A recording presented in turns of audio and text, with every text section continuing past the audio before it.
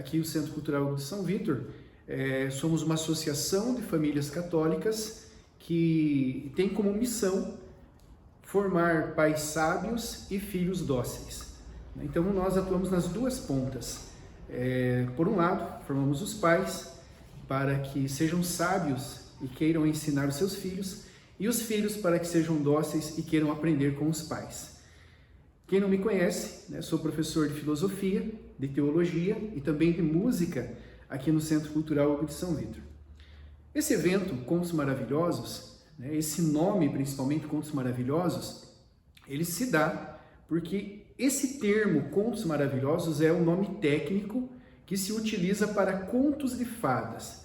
O nosso objetivo nesse evento é difundir para as famílias católicas, famílias cristãs do Brasil, os benefícios que existem na formação da criança na literatura clássica infantil.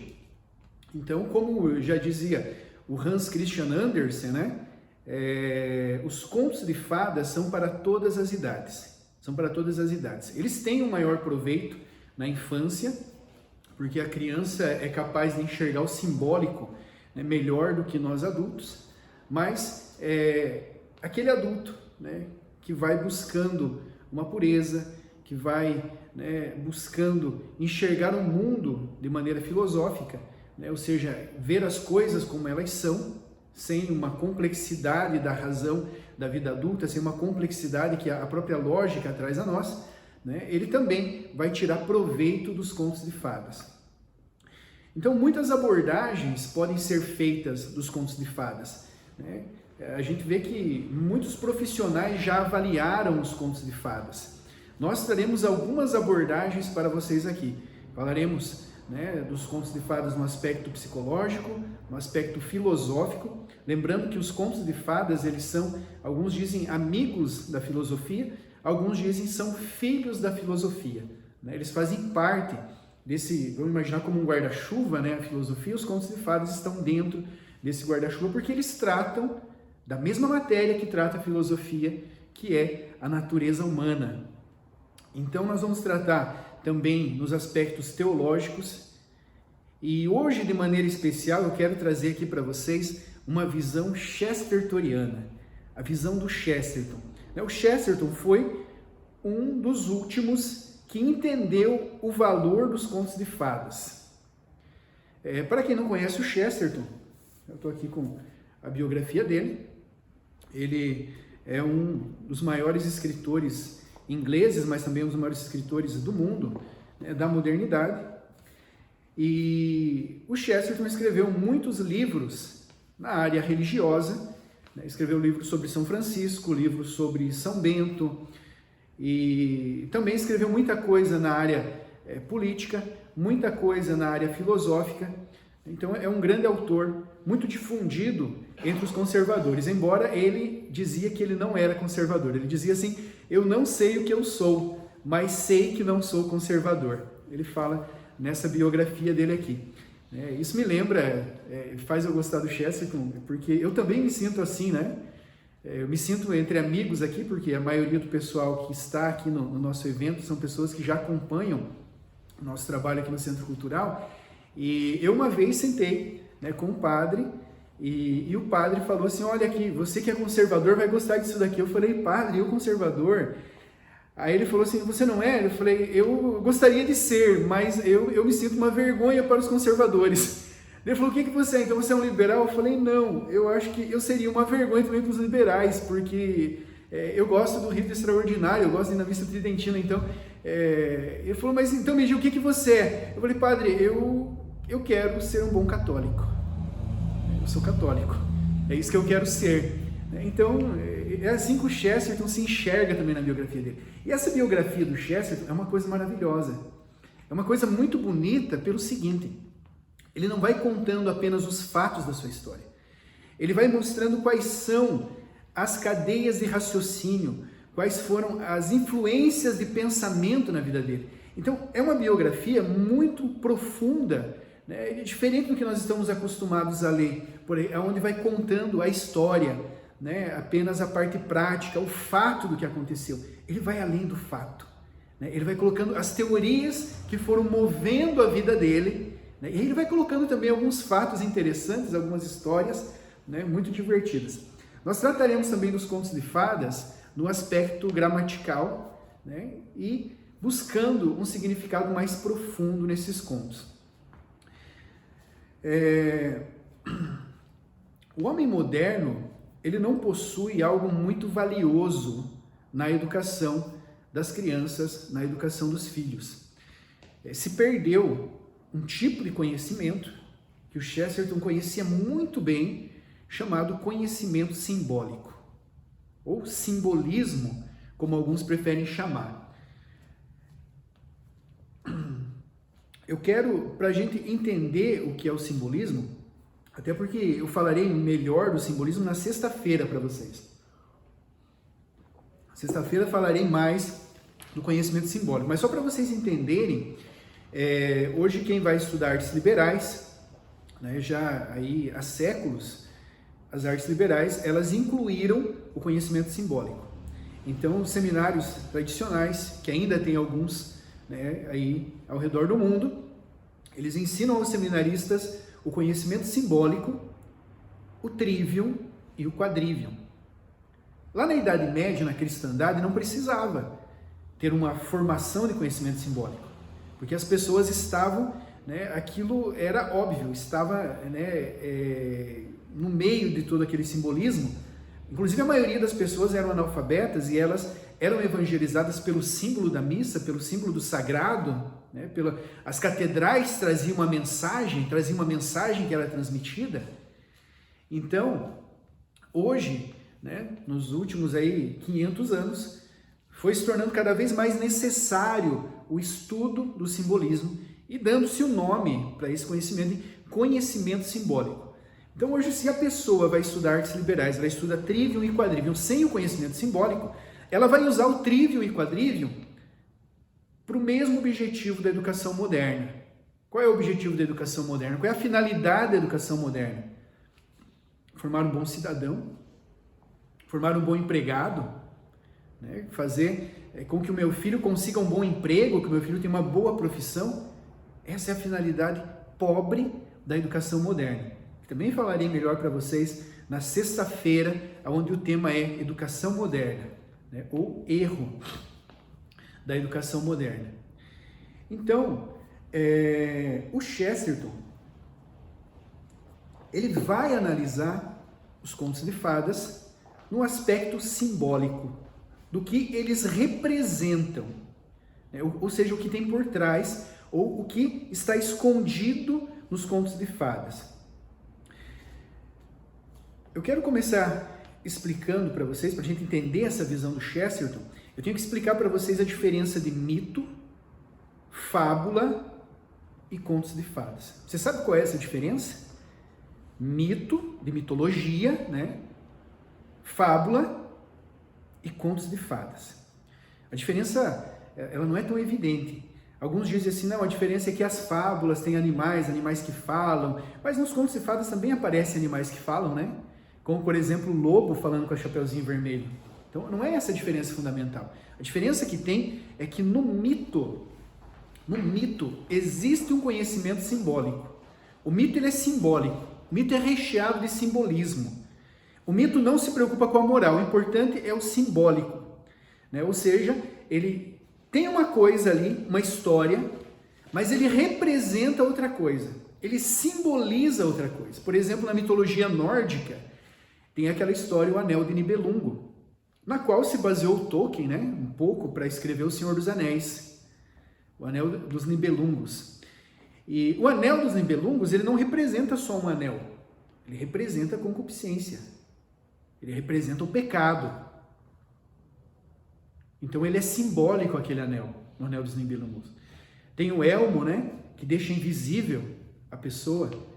Aquele elmo que deixa invisível, ele não é só um elmo que deixa invisível, ele representa alguma coisa, que Platão já trata lá na República, né? E se você fosse invisível, se você pudesse fazer qualquer coisa sem ninguém te ver, o que você faria? Né? O anel representa também, o elmo representa a consciência, né? E se você fosse invisível, aquilo que você faz quando ninguém está vendo. Então o mito ele é simbólico. A mitologia grega, por exemplo, os deuses que estão lá no Olimpo, Zeus, Atena, Apolo, todos aqueles deuses que a gente já leu, ouviu falar ou assistiu em algum filme, ou leu lá nos Lusíadas. Os Lusíadas é um livro que trata a mitologia grega, enquanto o Vasco da Gama tenta chegar ao caminho das Índias, os deuses lá no Olimpo estão decidindo, estão brigando se ele vai chegar ou não. Então é um livro muito bom porque ele vai tratar desses dois aspectos. É um livro também cheio de significado profundo, que a gente fez uma live esses dias, está lá no nosso Instagram, para quem quiser assistir. Então os deuses do Olimpo, eles não são, na mitologia grega, simplesmente deuses do Olimpo. Eles representam outra coisa, eles são simbólicos. Os deuses, eles são símbolos das paixões humanas. São as paixões humanas que, na vida interior, é um monstro dentro da gente. Aquele defeito que você quer vencer, aquela vontade de comer alguma coisa, um doce, quando você está ansioso, aquele desejo incontrolável, que parece muitas vezes que é um monstro, mas parece que é um monstro. Na mitologia grega, são esses deuses que controlam, que arrastam. Esse universo da mitologia grega é a alma humana. É uma humana. Então, vamos pegar, por exemplo, o mito do Hércules. Cada trabalho realizado pelo Hércules é uma fase da vida humana. São 12 trabalhos, quer dizer que eles entendiam que no mito do Hércules a vida teria 12 fases. E como que começa os trabalhos de Hércules? Como que começam os trabalhos de Hércules? Os trabalhos do Hércules começam quando ele mata a família. Ele é enganado pela deusa Hera, e aí ele tem um sonho, ele acorda, fica delirando. No sonho ele acha que está lutando com monstros, porque a deusa Hera está manipulando o sonho dele. E aí quando ele acorda, no sonho ele matou os monstros, ele vê que matou toda a sua família. Então veja bem, ele comete um crime inocentemente. Ele não é culpado desse crime. Ele não tem culpa do crime. O que significa isso? O que simboliza isso? Nós nascemos culpados de um crime que não fomos nós que cometemos. O nome disso é pecado original. Então o mito do Hércules começa com o pecado original. Quando ele recebe essa chaga, ou seja, matou a família, e não foi por culpa dele, mas ele cometeu esse pecado, Hércules é chamado a purgar, a passar uma vida num vale de lágrimas, a passar uma vida de muito sofrimento para conseguir pagar esses pecados, para conseguir aliviar a sua consciência. Então é a jornada da vida humana que o Hércules está vivendo. É a jornada da vida humana. Ele começa com o pecado original e os 12 trabalhos vão representar uma fase da vida. Então é tudo muito simbólico. O mito ele não tem moral. E se você não entende o simbolismo, você pode até se entreter um pouco com a história, você pode até gostar um pouquinho, achar a trama legal. Nossa, que história bonita! Tirar uma mensagem para você. Mas se você entende o simbólico, você vai muito mais a fundo. Você cresce com o mito, você aprende com o mito. Então isso é simbolismo.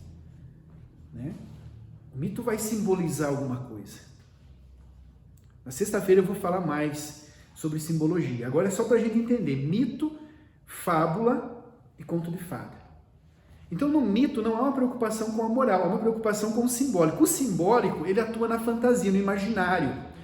Nós temos que entender que esses contos, eles estão sendo contados minimamente, a mitologia 1000 anos antes de Cristo. Então a mente, ou seja, a humanidade ainda estava nas trevas, a luz ainda não tinha brilhado. A luz ainda não tinha brilhado. Então, para educar a fantasia, para educar o imaginário, que essa palavra na realidade não, a gente fala ela erroneamente, não existe educar a fantasia. O que existe é ordená-la. Então eles usavam da simbologia. E se a simbologia se preocupasse com moral, a fantasia rejeita. A fantasia não quer saber de moral. A fantasia não quer saber de moral. Então, por isso que os contos vão ter alguns atos imorais, os mitos vão ter alguns atos imorais, né? Mas o importante é o enredo da história, é você entender o simbólico por trás da história. No mito de Medusa, por exemplo, né, ela é violentada, né, pelo deus dos mares, dentro do templo de Atena. Aquilo ali representa alguma coisa, é simbólico, mas é imoral. É imoral. Mas não se preocupa com a moral. Então, paga-se um preço moral no mito para se ensinar o simbolismo. É por isso que às vezes eu recomendo para o pessoal aqui, né, que deem o mito para as crianças, sempre acompanhando muito de perto. Se for trabalhar a mitologia com as crianças, tem que acompanhar muito de perto. Tem que fazer adaptações próprias para os nossos filhos, né, ou comprar boas adaptações. Você não pode contar o mito do jeito que ele está. E muito menos passar filmes, né, da mitologia. Eu não recomendo que vocês passem filmes da mitologia para as crianças. Agora, dá para contar? Dá. Qual seria a melhor idade para trabalhar os mitos? A partir dos 12 anos. A partir dos 12 anos você já formou uma moral na criança. E ela vai ler e vai perceber que aquilo ali não é certo, que aquilo ali já está errado. O Tolkien, ele diz que o simbolismo é necessário para que a gente possa entender coisas que a mente humana é incapaz de entender.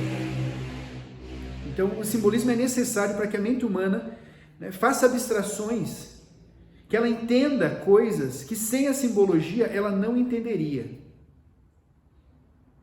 É uma abstração. Então, a gente precisa do simbólico.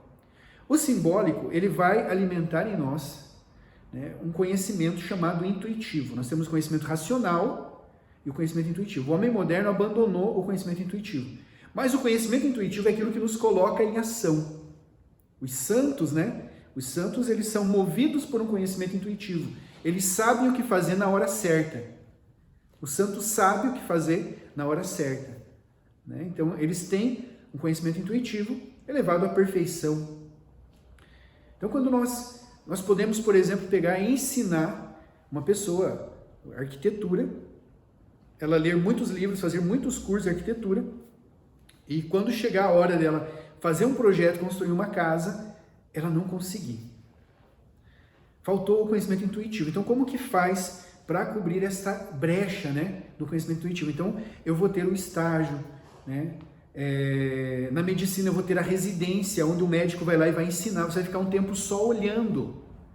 Tudo aquilo que está na sua mente você vai ver em prática, né, para pôr o intuitivo para funcionar. Então o intuitivo tira aquilo que é apenas conteúdo na nossa cabeça e ele vai transformar aquilo em prática, vai transformar aquilo em benefício. Então esse conhecimento intuitivo o homem moderno não tem mais.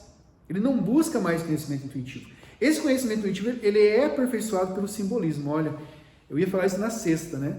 A gente vai ficando nervoso aqui e vai colocando, né, as coisas. Então já foi. Eu não estou nervoso pela gravação, estou nervoso porque tem uma pessoa aqui me tirando foto e aí isso me deixa nervoso. Se você puder parar, eu agradeço. Então, o Tolkien, né, ia falando que o simbolismo ele é necessário para que a gente entenda coisas que sem ele nós não entenderíamos. Então, veja que é necessário. Depois do mito tem as fábulas. O que são as fábulas? Quando eu falei que no mito não há uma preocupação com a moral, talvez você pensou, nossa, mas então o povo antigo não tinha uma moral? Não sabia o que era certo e o que era errado? Eles tinham, mas não era trabalhado no mito. Eles separavam as duas coisas. A fábula é o ensinamento moral. Então no mito eu vou ensinar o simbolismo, conhecimento simbólico. Na fábula, eu vou ensinar o que para a criança? O conhecimento moral, inteligência moral. Então, o ensino da moral vem pela fábula. Então, no mito, não tem moral. O mito, se você entendeu o simbolismo, você aprende e cresce. Se você não entende o simbolismo, o problema é teu. Pode ler só a história, gostar do enredo. Na fábula, existe uma moral por trás da história. Sempre tem uma moral. Por exemplo, a história da tartaruga e da lebre tem uma moral, né? A história é interessante, que a tartaruga vai, né, andando lentamente e a lebre está lá na frente. De repente a lebre, né, para zombar da tartaruga, ela zomba da tartaruga, isso começa, ela provoca a tartaruga, mas ela deita para descansar, né, e ela acaba cochilando e a tartaruga passa a lebre. Então a historinha é bonitinha, as crianças gostam. Agora tem um ensinamento moral, né, que você nunca deve desprezar ninguém, por mais fraco que seja, por mais pobre que seja, por mais coitado que seja, você não deve desprezar ninguém. Esse é um ensinamento moral que vai ficar para a criança. A cigarra e a formiga têm um ensinamento moral, né, de que você precisa, né, trabalhar para ter conforto. Tem uma outra fábula, né, do La Fontaine, que é a Assembleia dos Ratos. Essa é uma fábula que eu gosto muito particularmente, que havia um porão, um sótão, né, cheio de ratos, e eles viviam com medo, porque naquela casa tinha um gato muito malvado, né? Era um gato assassino. Quando ele pegava o rato, ele devorava o ratinho. E os ratos lá não tinham paz. Eles não tinham paz nenhuma, porque eles não podiam sair comidos. Então, sempre que o gato aparecia, era aquele terror. Então, eles resolvem fazer, né, uma assembleia dos ratos, para decidir o que fazer com o gato, porque ele chegava na espreita e sempre eles perdiam um. Então, naquela assembleia, todo mundo quer falar, né? Todos os ratos querem dar palpite, todo mundo quer dar ideia, todo mundo vai falando. E aí até que chega uma ideia maravilhosa. Alguém diz assim: eu acho que nós tínhamos que colocar um sino no pescoço do gato. Aí, quando o gato se aproximar, a gente escuta o sino bater, e aí a gente foge, né? A gente se esconde e ninguém mais vai morrer. Nós vamos resolver esse problema.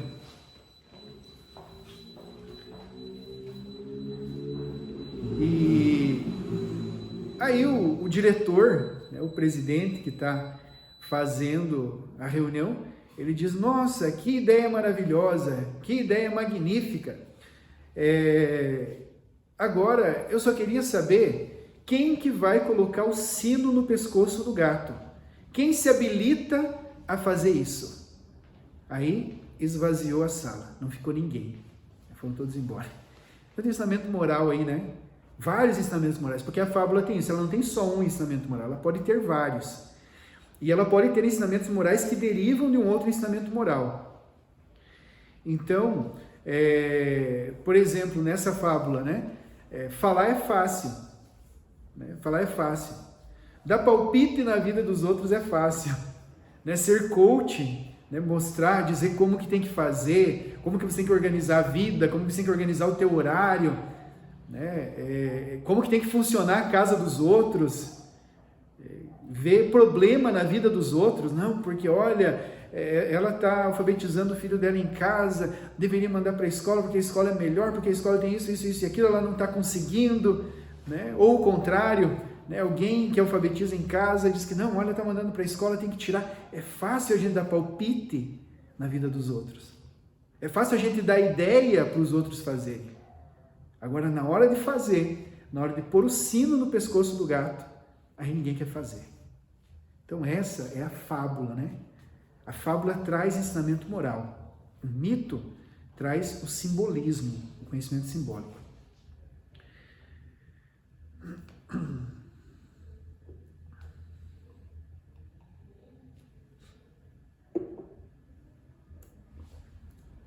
O conto de fada, ele consegue fazer algo que o mito não conseguia e nem a fábula.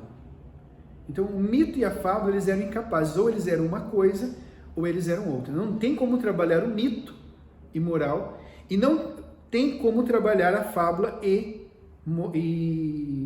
simbologia ao mesmo tempo. Então, surgem os contos de fadas. Os contos de fadas, eles são aquilo que tem simbolismo, histórias que contêm o conhecimento simbólico e a moral. Por isso eles levam o nome de contos maravilhosos, porque como os contos de fadas, não existe nada que se compare. Nenhuma história né, na educação infantil se compara aos contos de fadas. Na Alemanha, as crianças aprendem literatura infantil, né, que seria para nós aqui até a 4ª série, o 5º ano, só contos de fadas, nada mais. Elas leem só contos de fadas. Elas são alfabetizadas com contos de fadas. Porque eles sabem o valor que esses contos têm. Qualquer outra história que você pegar que não tem estrutura de conto de fada, né? Por exemplo, o que é a estrutura de conto de fada, né? O Senhor dos Anéis, do Tolkien, é um conto de fada. Ele está em outra classificação, mas ele tem estrutura de conto de fada. As Crônicas de Nárnia têm estrutura de conto de fada. Então, essa estrutura que eu vou explicar para vocês como que ela é, do conto de fada, ela é simbólica e ela ensina moral. Então, o Chesterton, sabendo dessas duas coisas, né, o conto de fada ele ganha um grande público durante a cristandade, na Idade Média. Né? Os irmãos Grimm, eles vão compilar esses contos no finalzinho, quando eles já estão começando a sumir. Eles têm a ideia de compilar, né? Porque os contos estão desaparecendo. Existiam muito mais, só que eles eram contados de boca em boca. Em 1300, teve uma tentativa de compilar esses contos. Talvez a gente teria muito mais, né, contos de fadas, se tivesse dado certo, que foi um documento chamado Rerum Romanorum. Né? Só que não deu muito certo também. Não deu muito certo, parece que o projeto parou na metade. E aí quem vem e faz esse trabalho maravilhoso dos contos de fadas são os irmãos Grimm. Os irmãos Grimm, eles eram advogados e abandonaram a profissão porque se encantaram com a literatura infantil. Muito bonita a história dos irmãos Grimm, porque eles tinham um professor que era um jurista, e eles admiravam muito esse professor. E um dia eles visitaram a casa desse professor para ver a biblioteca do professor, achando que lá eles iam encontrar o Código Civil, o Código Penal, o Vademecum, né? Vários livros da área do direito. Mas não foi o que eles esperavam. Eles viram lá um monte de livro infantil e literatura clássica. Eles perguntaram para o grande mestre deles por que o senhor lê tudo isso. E aí o juiz, né, que era professor deles, disse, porque aqui está a natureza humana. E se você quer entender por que as pessoas cometem crimes, você tem que entender a natureza humana. Eu tinha uma livraria antes de morar aqui em Foz do Iguaçu, e eu tinha um grande cliente lá que era um juiz. Um dia o juiz me convidou para ir ajudar ele a organizar a biblioteca dele. E eu cheguei lá e tive a mesma impressão que os irmãos Grimm. Não sei por que um juiz tem tanto livro infantil, né? Porque ele tem tantos clássicos da literatura aqui. Ele morava numa casa, uma casa muito luxuosa, muito bonita, e ao lado da casa dele tinha uma mansão maior do que a casa dele. Nessa mansão era a livraria, a biblioteca, onde o juiz estudava, fazia, né, suas peças, analisava ali o que ele precisava. Então ele tinha ao lado da casa dele uma outra casa que ele alugava, não sei se era comprada, mas ele tinha a biblioteca dele, era enorme. Então nós fomos lá e ficamos impressionados com o tanto de literatura clássica que ele tinha. E ele falou que era a mesma coisa, ele falava, olha, quando chega um caso, né, para a gente julgar, a gente tem que saber olhar por vários ângulos. E a gente não pode, né, estar focado só na lei. Hoje eu não sei se os juízes ainda têm essa visão. Eu conheço alguns juízes muito, muito bons, né? Alguns juízes muito bons. Bom, explicando o que é mito, o que é fábula e o que é conto de fada para vocês, então essa é a diferença. Um é simbólico, o outro é moral, e o conto de fada é maravilhoso. Ele é simbólico e ele é moral. Vou fazer uma pequena pausa aqui, depois a gente edita o vídeo, porque nós temos que fazer agora aqui o sorteio do unbox do Senhor dos Anéis e das Crônicas de Nárnia, que foi sorteado para quem fizesse um vídeo falando da sua história e marcasse as pessoas no nosso perfil. Então estou aqui com o ganhador, o nome dele é Lucas Santos Oliveira. Então se o Lucas estiver assistindo aí, parabéns, você é o ganhador, né? Lucas Santos Oliveira, né, ganhou o box, né, do Senhor dos Anéis e das Crônicas de Nárnia. A gente vai mandar entregar para você na tua casa sem nenhuma despesa, né? Foi um presente. Uma outra coisa, eu queria,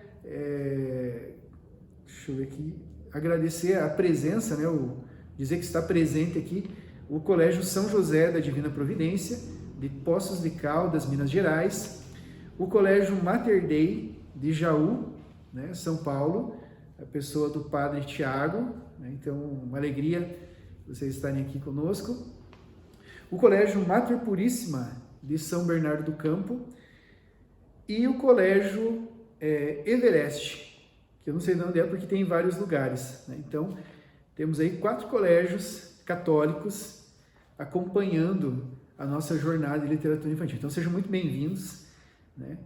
E vamos continuar. Os contos de fadas, eles têm raízes mitológicas. É por isso que eles são analisados pela filosofia, né? Muitas histórias modernas que nós conhecemos, elas estão baseadas em contos de fadas. E às vezes nós lemos a história e percebemos que é uma mitologia ali. Como, por exemplo, as Crônicas de Nárnia, né? No livro da feiticeira e do guarda-roupa lá. Se você prestar bem atenção, aquele conto foi baseado numa história do Hans Christian Andersen chamada A Rainha da Neve. A estrutura da história é a mesma, né? Vamos ver se dá tempo de eu contar para vocês A Rainha da Neve. É a história de um menino que, eu vou contar bem resumidamente, ele tinha uma amiguinha que era o Kay e a Gerda, né? E eles tinham uma amizade verdadeira, muito pura, mas quando ele chega aos 7 anos, perceba que é a idade da razão, né? Acontece um fato que muda a vida deles. Um grupo de diabinhos, né? Eles recebem uma missão lá no inferno do seu professor, né? De levar um espelho mágico para o céu. Esse espelho, né, é um espelho que mostra tudo invertido. Se a pessoa é boa, mostra ela má. Se a pessoa é má, mostra ela boa. E os diabinhos, querendo, né, brincar com os anjos, eles levam esse espelho para o céu para mostrar para os anjos, porque eles são bons. E quando eles se olharem no espelho, eles vão enxergar o mal. E aí, sabe Deus o que vai acontecer. Então, eles vão subindo, mas a divina providência não deixa que eles cheguem com o espelho até lá em cima. Então, o espelho estoura no céu. E aí, os estilhaços desse espelho, né, se espalham pelo mundo inteiro. E um pedacinho desse espelho, do diabo, cai nos olhos do menininho, do Kay, quando ele tem 7 anos. Veja como isso é simbólico, né? E como tem moral nisso daí. Então o Kay começa a mudar, começa a ficar irritado, começa a ficar bravo, começa a não gostar de mais nada na casa, começa a querer ir embora. E um dia passa, né, uma carruagem com a Rainha da Neve e o leva embora, o sequestra, né? E ele fica lá, prisioneiro dela. Então veja que é um enredo parecido, né, com o que acontece nas Crônicas de Nárnia com Edmundo.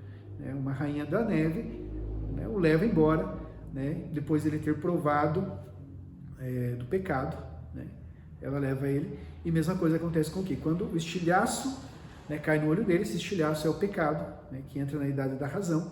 Por isso que a criança deve começar a confessar, né, se possível antes, mas obrigatoriamente na idade da razão, a partir dos 7 anos, né, porque ela começa a ter noção do pecado. Então isso é simbólico, né, e aí o Kay fica lá, né, e a história da Rainha da Neve é toda a jornada da Gerda para salvar o Kay, né?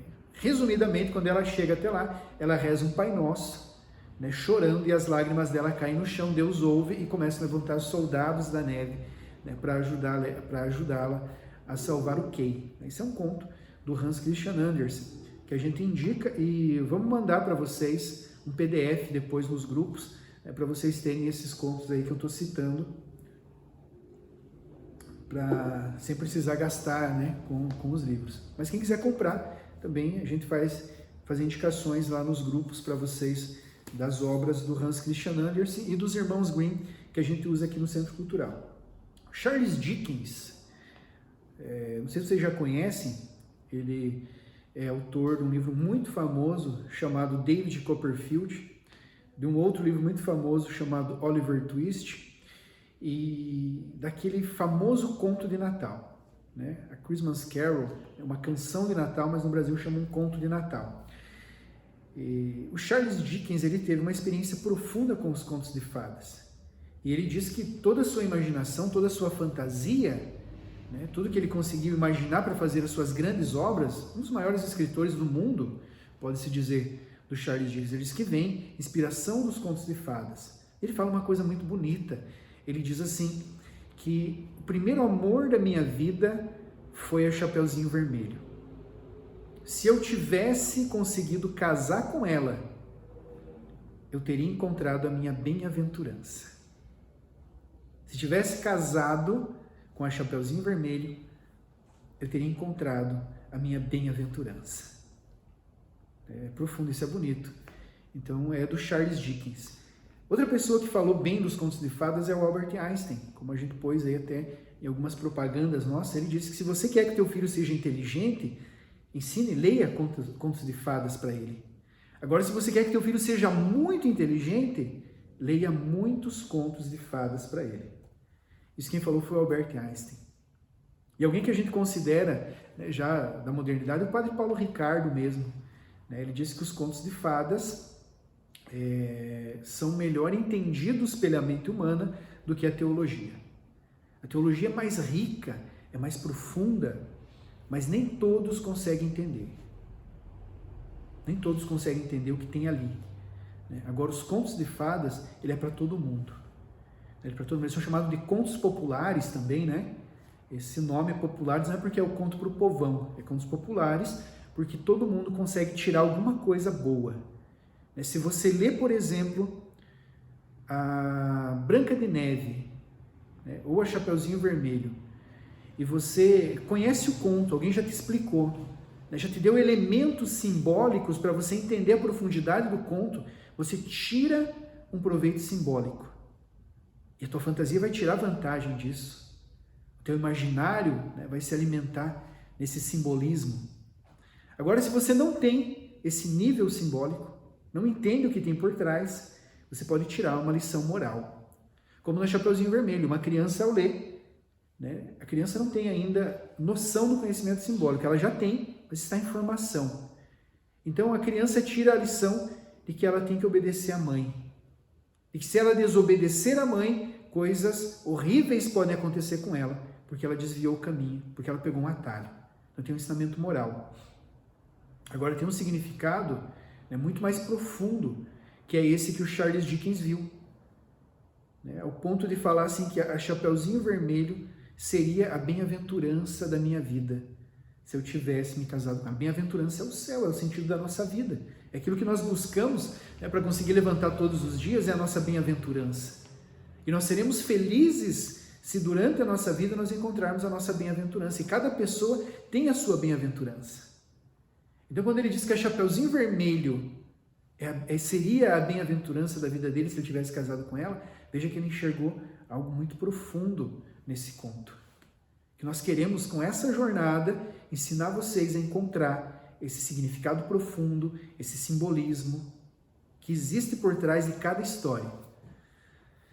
Mas então, Robson, se os contos de fadas são tão importantes, se eles são tão bons, por que eles foram esquecidos?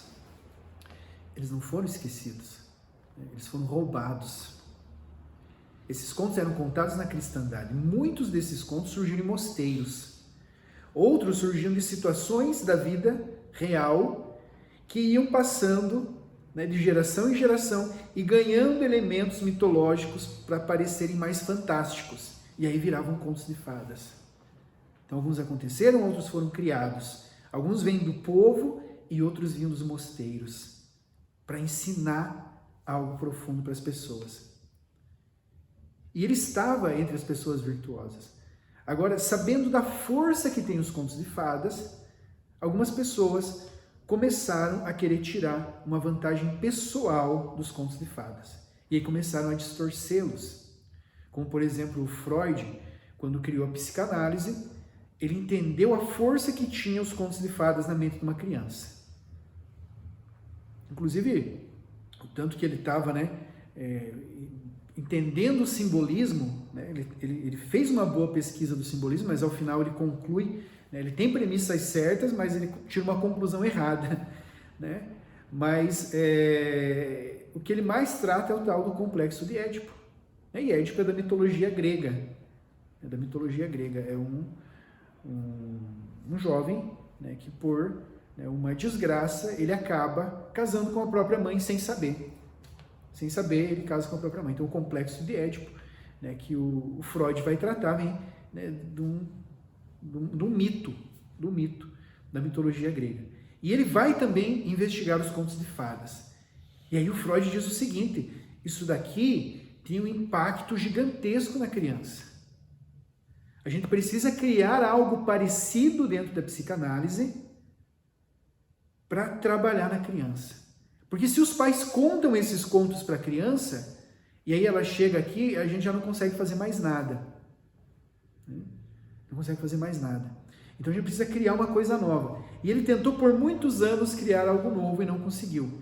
Então ele disse, não tem jeito, não existe nada, olha, isso é o Freud que falou, não existe nada que se compare com os contos de fadas. Então se nós quisermos usá-los, nós vamos ter que corrompê-los, usá-los da nossa maneira. Assim como Freud no Brasil teve Monteiro Lobato. Monteiro Lobato é um grande escritor, ele tem uma trajetória, né? E ele tem fases da vida dele, eu não sei se ao final da vida, né, ele teve um amadurecimento ou uma conversão, mas no começo da vida, né, ele vai cometendo muitos erros. Um dos erros que ele faz, ele diz que, né, ele é um dos primeiros tradutores de contos de fadas aqui para o Brasil. Então muitas histórias que não tinham tradução no Brasil, o Monteiro Lobato vai traduzir pela primeira vez, mas ele vai alterar esses contos. Ele altera. Não são alterações marotas, ele não coloca ali, como hoje, né, temos a ideologia de gênero e coisas horríveis, né, mas ele altera. Você não poderia alterar. Os irmãos Grimm, eles foram fiéis, né, aos detalhes, eles tentaram não alterar nada. Eles tentaram não alterar nada. Os contos católicos, mesmo eles sendo de outra religião, né, se eu não me engano eles eram calvinistas, mesmo eles sendo calvinistas, eles mantêm a essência dos contos católicos, como no Camponesinho no Céu, os 12 Apóstolos, a Filha de Nossa Senhora, que é um conto que eles coletaram, né, é um conto belíssimo, um conto maravilhoso, né, de uma menininha que nasce numa família pobre e Nossa Senhora leva ela para o céu. Fala, essa aqui vai ser minha filha, eu vou cuidar dela. E lá no céu, ela é tratada como uma princesinha. Nossa Senhora dá uma regra para ela. Isso é uma coisa que tem nos contos de fadas, né? Você sempre tem uma regra, né? Não pegue um atalho, não coma maçã. E nesse caso é não abra a porta número 13. Tinha 12 apóstolos, né? Então a porta número 13 queria dizer alguma coisa. Não abra a porta número 13. Cada porta é um apóstolo. O número 13 você não abre. E ela foi ficando curiosa, ela foi lá e abriu a porta. Quando ela abriu a porta, a voz dela sumiu, ela ficou muda. E aí, ela não conseguia se explicar para Nossa Senhora, mas a Virgem Maria sabia o que tinha acontecido. Então, mandou que ela voltasse para a terra. Então, ela vem para a terra, veja que é parecido, né, com o que acontece com Hércules. Ela vem para a terra para purgar, para entender o erro que ela tinha cometido. E aí ela sofre, né, vai tendo uma vida, né, num vale de lágrimas, com muita dificuldade, e ela vai lutando, até que de repente cai a ficha. E ela vê, nossa, eu fiz algo errado lá no céu. Eu não devia ter aberto aquela porta. Eu devia ter obedecido à mamãe. Que é a Virgem Maria. E aí ela pensa, o que eu faço agora? Eu preciso me confessar. Ela vai procurar um padre e ela vai preocupada no caminho, a menininha, porque ela pensa o seguinte, como que eu vou falar para o padre os meus pecadinhos, ou pecadões, não sei, né? Como é que eu vou falar para o padre os meus pecados? A gente imagina que é pecadinho porque era uma criança. Como é que eu vou contar para o padre se eu perdi a voz? Eu sou muda. Parece com a pequena sereia, né, que também perde a voz quando ela negocia, né, para ganhar as pernas, ela fica sem voz. E aí ela chega, e aí ela olha para o padre e a língua dela solta. Ela diz, padre, eu pequei. Então, por que a boca dela fechou quando ela cometeu o erro lá no céu? Para ela não inventar uma desculpa e não piorar as coisas. Então, o conto até diz que ela pensou em mentir para Nossa Senhora, e nessa hora a língua travou. Então, nós devemos calar para mentir. E a nossa língua se solta quando é para falar a verdade. Quando nos arrependemos, a boca se abre, a boca se solta. E aí Nossa Senhora vem naquela confissão e leva a menininha para o céu. Né? Tá? Quem tem os livros dos irmãos Grimm é só procurar. A Filha de Nossa Senhora. Então veja a fidelidade deles nesse conto. Eles poderiam ter alterado, porque eles eram calvinistas. Eles mantêm. Aparece a Eucaristia em alguns contos, a Santa Missa em alguns contos. Os santos, né, são reverenciados em alguns contos, como o príncipe e a princesa. É um exemplo, né, que São Cristóvão ajuda o príncipe. Então eles são honestos. E eu não sei se vocês sabem como que eles coletaram, mas 40 contos eles coletaram com uma senhorinha chamada Caterine.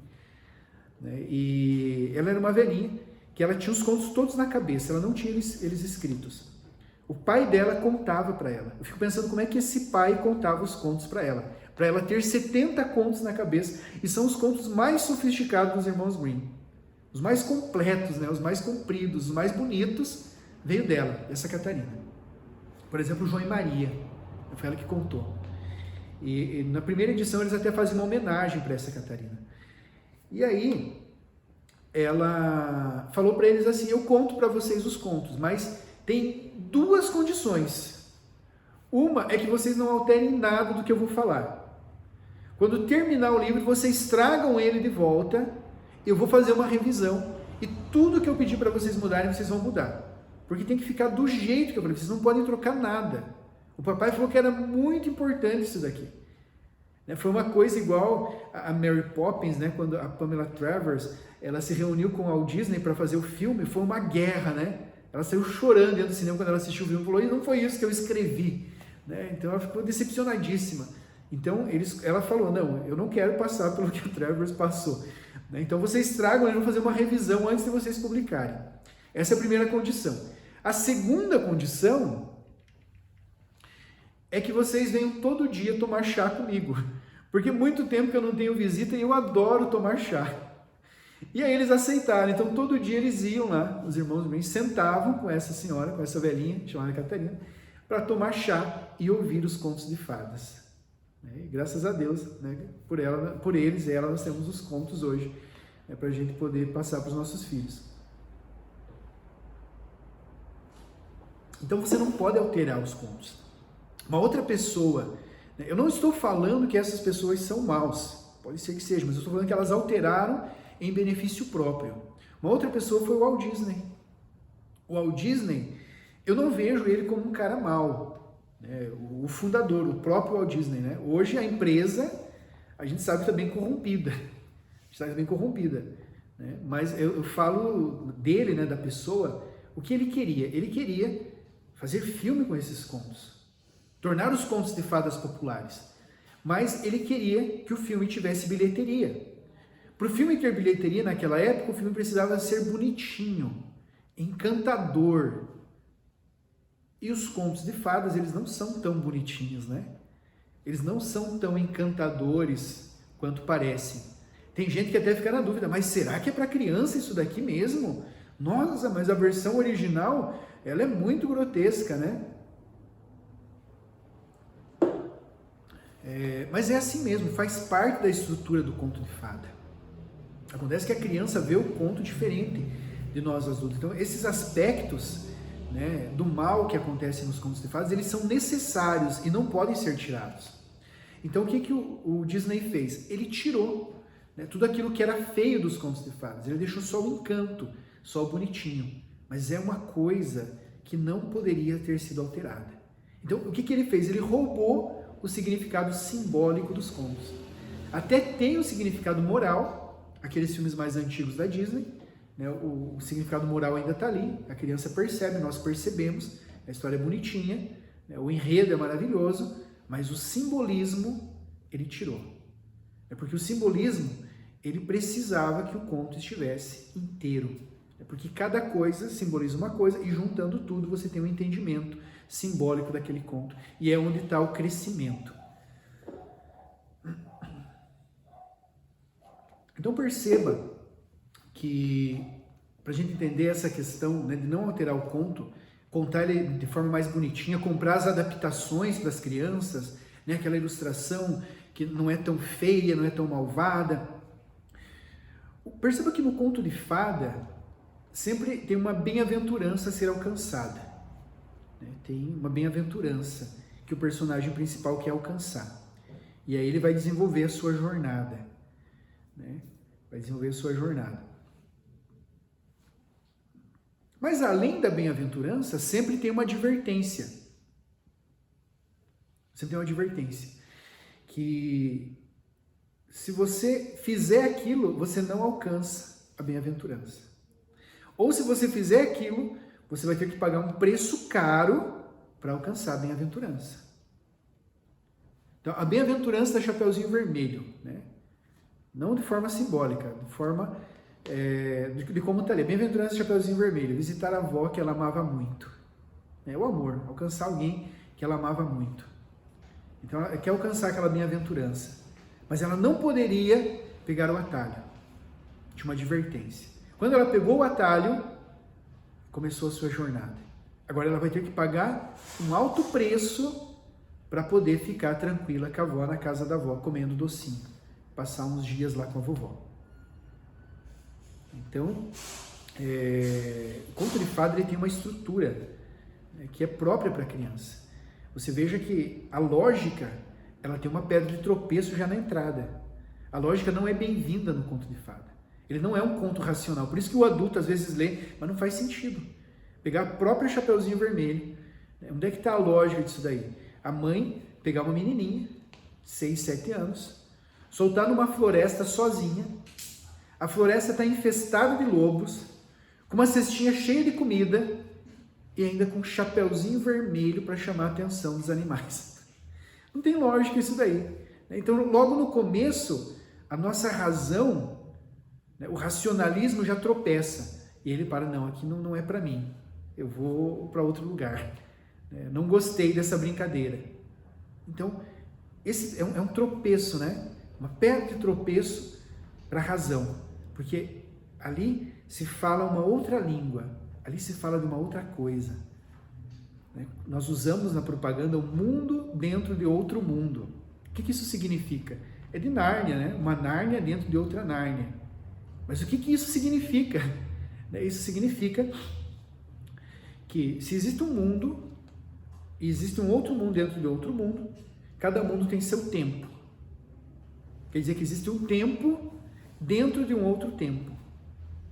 O C.S. Lewis, ele tirou essa fala da fórmula litúrgica pelos séculos dos séculos. Os séculos dos séculos é um século dentro de outro século. Um mundo dentro de outro mundo. Então, que Deus seja louvado pelos séculos dos séculos. Que Deus seja louvado no mundo dentro de outro mundo. E que mundo que é esse? É o nosso interior. É a vida espiritual. Então, uma Nárnia dentro de outra Nárnia também. Está também tratando de forma simbólica o nosso espiritual. Então, veja, como, por exemplo, na Bíblia tem a história de Sansão. Ele é forte, mas ele não pode cortar o cabelo. A bem-aventurança de Sansão é a sua força, para fazer o bem para as pessoas, para defender o seu povo, mas ele tem uma advertência, não pode cortar o cabelo. A partir do momento que ele confia na pessoa errada, essa advertência não é cumprida e ele vai ter que pagar um longo preço. Então assim você tem também a Branca de Neve, que ela não pode comer a maçã. Os anões são claros com ela, fala: não abra a porta para ninguém, não aceite nada de ninguém. A tua madrasta anda por aí e ela está querendo te matar. Ela recebe uma advertência. Mas ela fica tão encantada com a maçã que ela quebra a advertência. Então ela vai pagar um preço. Ela vai dormir. Ela vai morrer. E aí depois ela volta. Então ela passa pela sua jornada. Ela passa pela sua dificuldade porque ela não respeita essa advertência. Então isso daí vai ensinar para a criança. A criança entende que se ela ultrapassar os limites, ela pode ter sérios problemas. Ela pode ter problemas horríveis. Então ela vê que a Chapeuzinho Vermelho, quando ela não seguiu a advertência, ela complicou a sua vida. A criança vai entendendo nos contos de fadas que quando ela não cumpre aquela advertência, quando ela não segue a regra, ela vai ter problemas horríveis. E isso daí, o Chesterton, esse livro chamado Contos de Fadas do Chesterton, ele vai dar um termo muito interessante. O Chesterton diz assim que eu passei a ver o mundo com outros olhos. Eu passei a ver o mundo com os olhos próprios dos contos de fadas. O que é isso? Alguns dizem, quando você vê o mundo como criança, mundo acontece. Não, ele está falando, né, de um termo que é inteligência moral. Inteligência moral.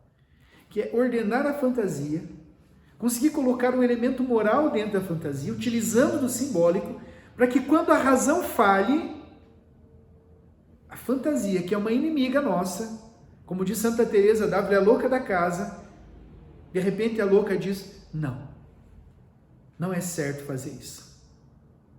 Então lá dentro da fantasia vai ser trabalhado alguma coisa. A fantasia é quem leva a gente ao erro muitas vezes. A gente primeiro fantasia, depois vai lá e peca. A inteligência moral é algo que Chesterton entende que vai acontecer na fantasia para quando a razão falhar.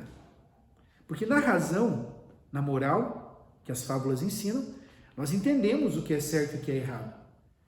Mas ainda assim nós erramos. Ainda assim nós erramos. Porque a fantasia nos leva a errar. Agora, se eu conseguir colocar dentro da fantasia o medo da consequência, a noção do desastre, a noção da calamidade que vem se eu passo aquela barreira que me era permitida. Eu avanço a cerca onde eu não poderia passar. A fantasia diz não, aí é perigoso. Aí é perigoso. Então aquela que era inimiga da alma humana, a fantasia, de repente ela começa a nos ajudar. Porque ela é ordenada pelos contos de fadas. Então o Chesterton sabia que a mente da criança entendia isso aí. E ele vai falar no livro Ortodoxia, de alguns contos, onde ele vai narrar, colocar ali os significados. Por exemplo, a Cinderela, ele diz assim que, não sei como que vocês não verem que a Cinderela é o canto do Magnífica, que está no Evangelho de São Lucas, que diz que os pobres serão exaltados. A Cinderela é a pobre que é exaltada no final. Vocês não perceberam que a Cinderela está falando da mesma coisa que o Magnífica?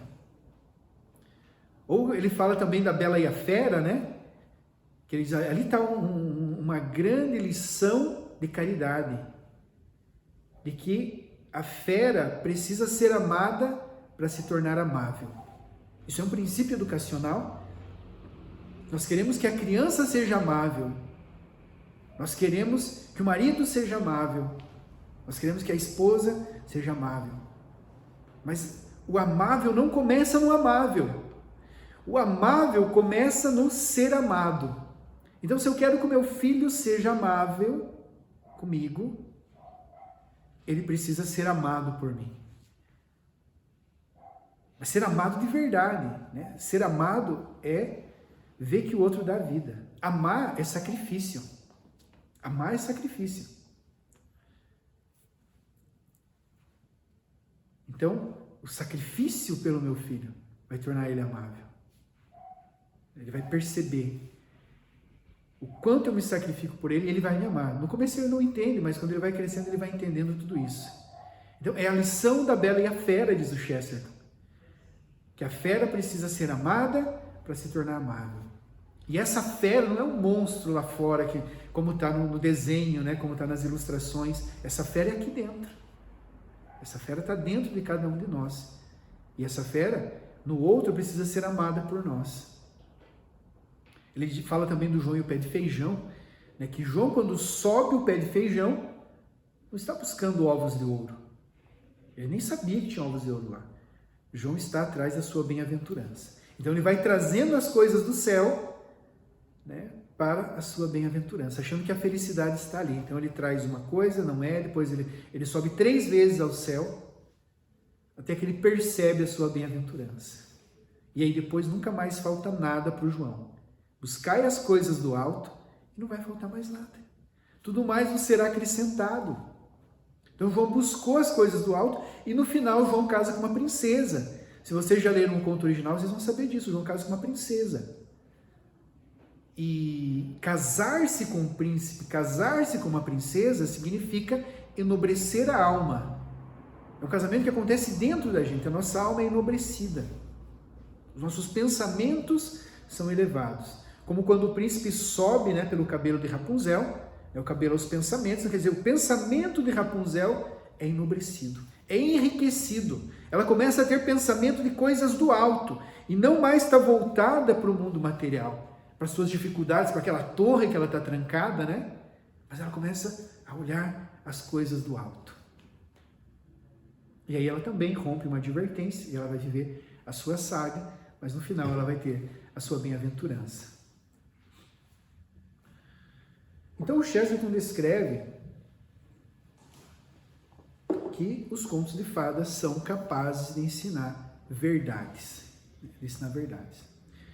Bom, para encerrar, eu vou contar aqui uma pequena história dos irmãos Grimm, que vai ajudar a gente a entender, né, isso que o Chesterton está falando, do significado profundo do simbólico. É a história dos 7 corvos. Havia uma cidade onde o pai tinha 7 filhos e queria muito ter uma filha. Aquela história, né? Vai tentar uma menininha agora, né? Tinha 7 filhos, e ele foi tentar a menininha, e veio uma menininha, mas ela nasceu quase morta. Ela estava muito doente quando nasceu. Então o pai falou para os filhos: peguem uma bacia e vão rápido no rio pegar água para a gente batizar. O padre já está vindo. E vocês não se distraiam, vão lá e tragam água, a gente precisa batizar a tua irmã urgente antes que ela morra. Porque se ela morrer, o padre não vai querer batizar. Não tem como. Então eles foram lá, né, e não sabendo da seriedade do problema, começaram a brincar na água. E aí perderam a bacia. E eles não voltavam.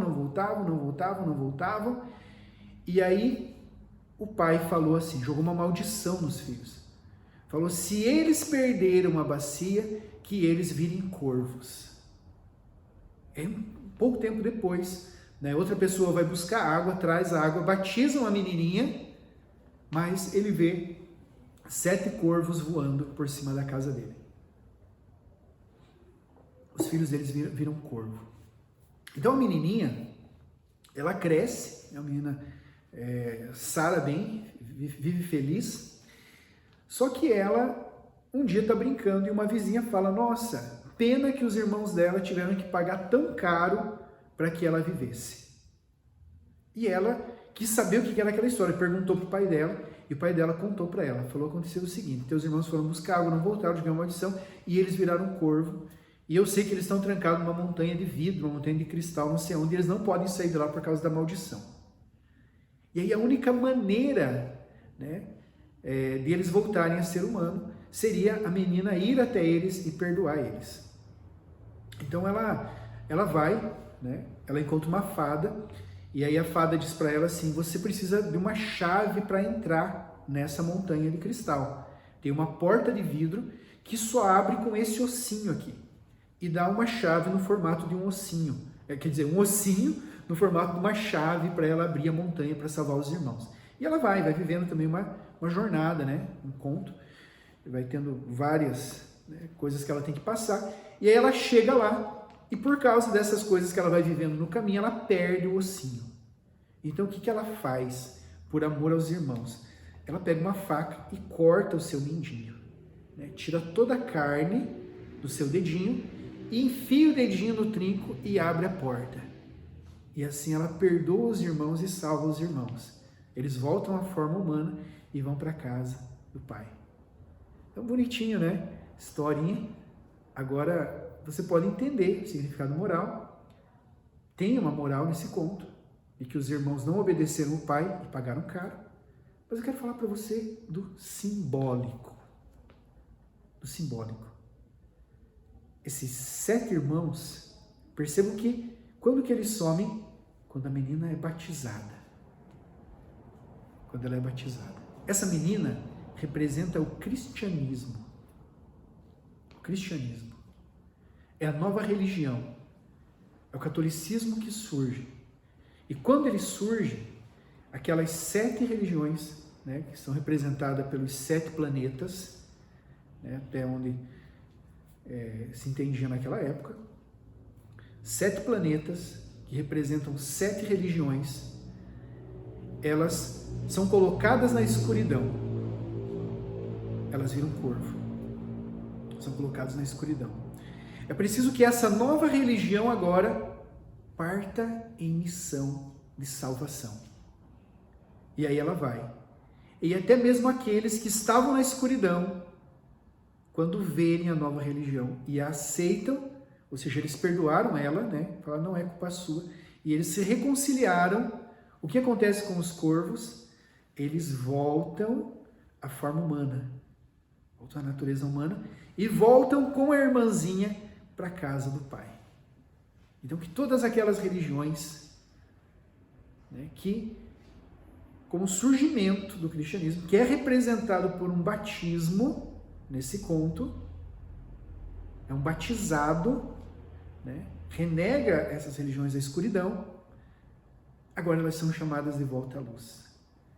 Então, tem esse significado das religiões e tem também o significado de que até mesmo os piores pecadores que estão na escuridão, trancados em uma montanha de vidro, ao se arrependerem, ao se reconciliarem, eles podem voltar para a casa do Pai, né? Podem voltar, né, a ter uma comunhão com Cristo, uma comunhão com Deus na Igreja Católica. Então eu vou ficar por aqui, né? Amanhã nós teremos uma aula fantástica, né, com o psicólogo Sidney Ribeiro, diretor, professor aqui do Centro Cultural de São Vítor. O Sidney tem uma história fantástica também, né? Além da história de vida pessoal dele, né, que passou muita coisa já, ele tem 40 filhos, né? Eu brinco com ele que tem 40 filhos. Ele cuida aqui em Foz do Iguaçu das casas de acolhimento. Então, quando a criança, né, a gente que é homeschooler tem um pouco de receio, mas quando a criança é levada pelo conselho tutelar, ela vai para uma casa-lar. O Sidney é quem cuida das casas-lares aqui em Foz do Iguaçu, então ele é um psicólogo muito bem treinado com crianças, ele atua no dia a dia dele, né, com crianças com problemas de alta complexidade. Eu trabalhei com ele um tempo com essas crianças, a gente aprende muito, tiramos muita lição para a nossa vida, né, trabalhando com essas crianças, né, de alta complexidade. Então amanhã, né, ele vai falar sobre o conto do Pinóquio, ser criança de verdade. Então não percam amanhã às 9 horas, né, nós esperamos vocês aqui para a segunda aula da nossa jornada de literatura infantil. E antes da aula amanhã, às 4 da tarde, eu vou falar para vocês das fábulas de Esopo, se eu não me engano. Não sei se é Esopo ou La Fontaine, mas é uma dessas duas. Então não percam, né? Eu vou falar mais das fábulas, vou explicar mais as fábulas. E sexta-feira eu volto, né, para a gente dar uma aula magna, né, comparando a literatura clássica, a educação clássica com a educação moderna, o que nós perdemos, né, e o que nós, né, podemos fazer aí para recuperar.